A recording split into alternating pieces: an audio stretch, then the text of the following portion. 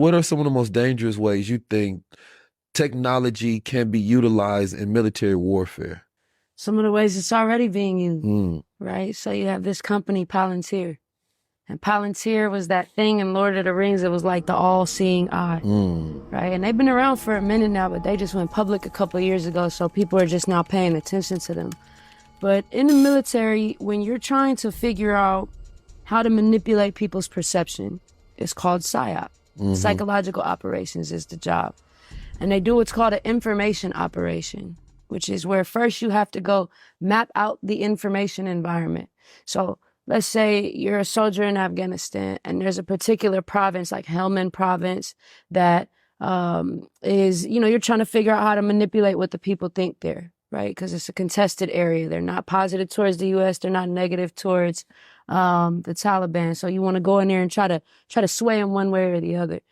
First thing on the information operation you have to do is go map out the information environment, which entails everything from the physical reality to the social networks to who's an influential voice. So back in the day, that would be like, oh, what radio station are they listening to? What times are they listening to the most? Who's the most popular kid at the high school? So we could go pay him, or who's the imam in the community that has more political sway, even if they're not the main one.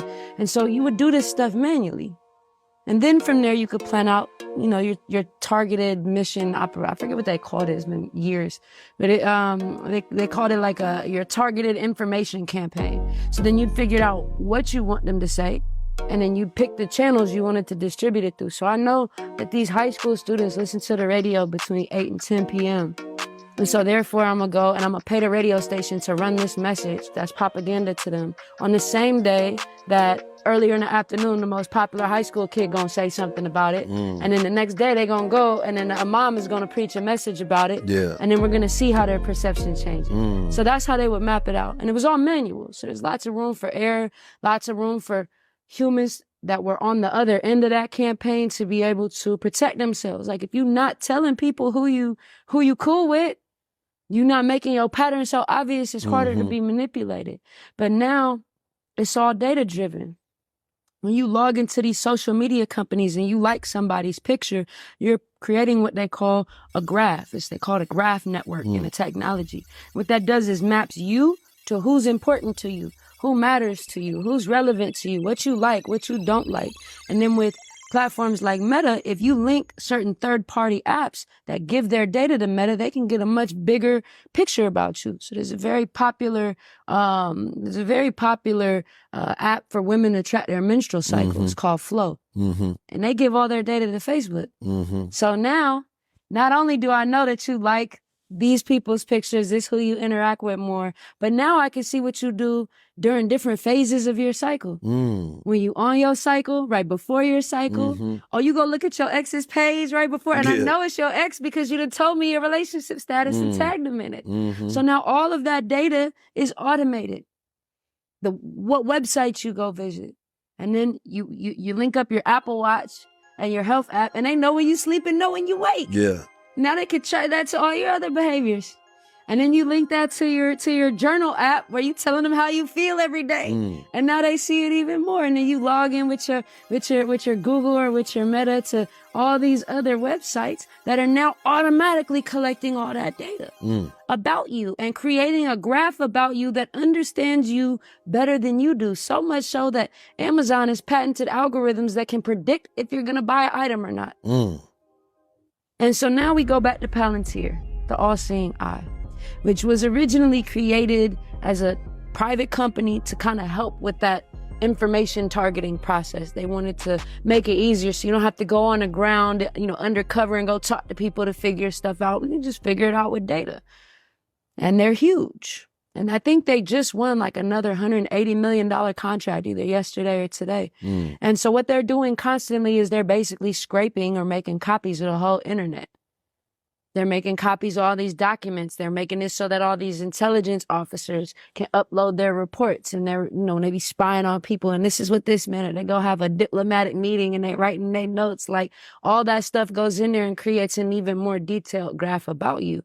And the purpose of that is so that one, the military will say is to identify threats or to improve operational efficiency. What that means is, are you someone we need to be worried about? Mm-hmm. And if so, we already know everything about you to know how to change what you feel. Mm. That's dangerous to me. And all we're doing as individual individual humans in the world is participating in these digital platforms because they turn into real social currency. So if I don't have an Instagram, Mm-hmm. I'm gonna get looked at like I don't have an iPhone when I Right. text somebody, right? Those things translate to real social benefits. So in order to participate in our society in a way where we have access to be able to come up or to be able to have additional streams of income, it requires that we participate in these platforms. So we really can't opt out. I mean, technically you can, but socially you really can't. And so now we're subject to being monitored and assessed in these ways. And the military's baby cousin, police forces, are using this same technology in ways that are absurd. I need you guys to pay attention to everything that's said in this transcript. It is not a joke. Listen, I'm switching up the whole game of this social media shit. I'm gonna put y'all on to some real shit. Y'all think that's the only way to get currency? It's not. I know how to get currency from the US government. But in order for us to do it, we cannot act scared. I know a lot of you guys are afraid to go to jail. A lot of you guys are afraid to lose your life. There's ways to go around it. There's ways that we can stay alive, and there's ways that we can all band together. But if you guys act scared on me, listen, I'm trying to talk to people and they're not listening. I'm not a person that's going to be repeating myself, and I'm not going to force you to do anything. Pay attention, because I'm going to throw out some codes. I'm going to throw some shit out for you guys. If you missed them, you missed them, because I'm going to be removing these videos. If you're not following, you're going to miss out. So make sure you're following me to see more. Follow, like, share, subscribe. I also have a YouTube page. Make sure you guys are on my YouTube and my TikTok. I'm not playing. Y'all want to get on? I'm putting everybody on. I come from an era where we all ate together.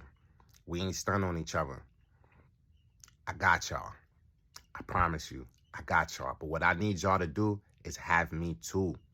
Y'all have to have me. We have to show them that we can band together. I'm telling you, if you guys got me, I got y'all. Every single one of y'all. Your families, everything. We're going to change this whole country.